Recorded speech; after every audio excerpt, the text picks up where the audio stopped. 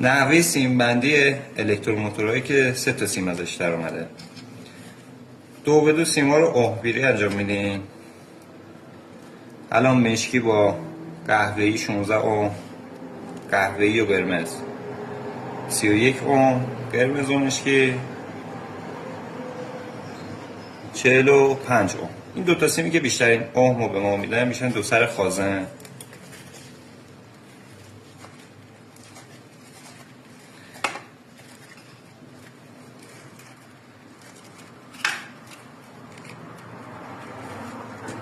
سیم تکی که میمونه 0 وصل میشه.